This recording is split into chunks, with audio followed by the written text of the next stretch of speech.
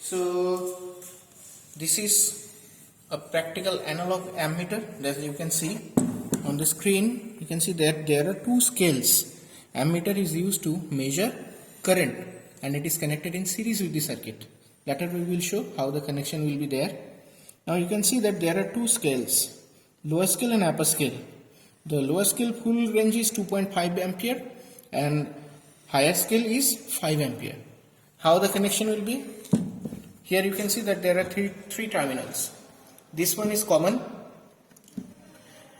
and this one is 5 ampere, this one is 2.5 ampere. So whenever you are connecting this particular ammeter in a circuit, you have to assume what might be the highest current value through that circuit.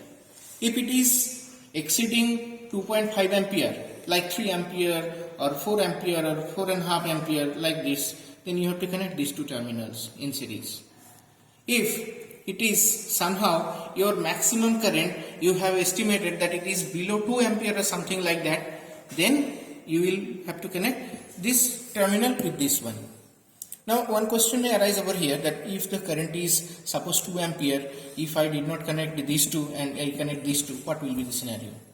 The scenario will be only if you connect for a 2 ampere, if you connect these two terminals, so you have to take the higher scale value and the deflection will be very less. So accuracy of the measurement will be sacrificed in that case. That's why you have to assume these two. Okay? This is what is analog voltmeter. Okay? Here also you can see that there are two scales. For this particular analog voltmeter, two voltage ratings are there, 150 volt and 300 volt, that you can see. Now again there are three terminals, but there is one difference. Ammeter was connected in series, but voltmeter will be connected in parallel. Okay? So here the common terminal, 300 volt terminal and 150 volt terminal. So when you are measuring a circuit whose maximum voltage lies between 100 to 150, then you have to connect these two terminals. If your circuit voltage ranges beyond 150 and less than say 300 volt, you have to connect these two terminals in parallel. Okay? Accordingly, we have to follow that particular scale. If you connect these two, you have to look at the higher scale. If you connect these two, you have to connect at the lower scale. Accordingly, depending on the connection pattern, your scaling will be there. Okay? Inside, the arrangement will be chosen. This is what is called multimeter. Here, multimeter means we can measure various parameters through one single compact device. Like here you can see, we can measure, this is the symbol for AC, this is the symbol for DC. So by selecting these switches, we can measure AC parameter or DC parameter depending on the scenario. The multimeter is at null potential right now. This side you can see that A is written, that means this particular range it will measure for current. This particular range it will measure for ohm is written. You can see that the cover up border line area. So through this range it can measure ohm, that means impedance or resistance depending on the scenario. Besides, in this particular multimeter we can measure the H parameter of a transistor also, but that is not required right now, so I am skipping to that portion. Here another portion is there, you can see F is written, so we can measure the capacitance of a given capacitor. Okay? Now there are four terminals, here you can see. One is common, volt or ohm, milliampere and 10 ampere range. So particular for this ammeter, suppose when you know that voltmeter is connected in parallel and ammeter is connected in series.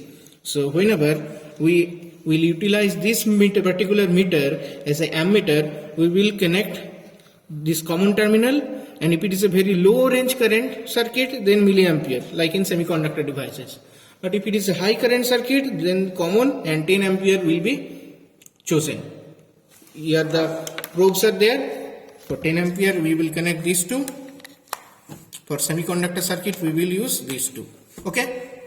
Now if we want to measure voltage across any circuit, we will have to choose this thing, and then depending on the selection switch Suppose this is the range selector. So right now, depending on the voltage level, we have to change it accordingly. Okay, the range selector switch. Similarly, this arrangement also V and ohm is written over there. You can see, I think, V and ohm. So obviously, by this arrangement, by changing the selector switch to this way, here, okay, here in this way, we can measure different kinds of range of resistances. So that's all about multimeter.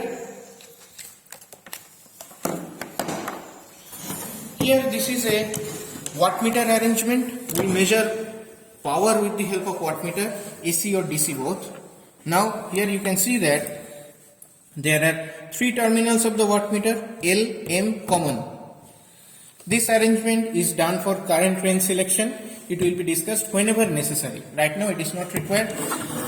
There are 3 voltage levels. One is 600 volt, 300 volt, 150 volt. So this connection depends on your circuit. Okay. So that's all about wattmeter. This is what we called a dimmer stat or auto transformer, or in very frequent term it is known as a variac. Okay, this is connected through supply. Variac is one kind of auto transformer. Here 220 volt will be applied. 220 volt will be applied from here, and you see that there is a range selector switch here again. Now it is off, but I am showing how we move it to obtain different level of voltage. 220 is the maximum voltage, out of which we can get any desired voltage in between 0 to that 220. Okay, this is the utility of auto transformer, and its full range is up to 260 volt. Okay, according to the rating, but it depends on your supply. Okay, so we can, transformer can be used as a step up or step down. So if it is a 220 volt supply and we are working below 220, it will be working as a step down auto transformer. Otherwise, it will be working as a step up auto transformer. Okay, thank you.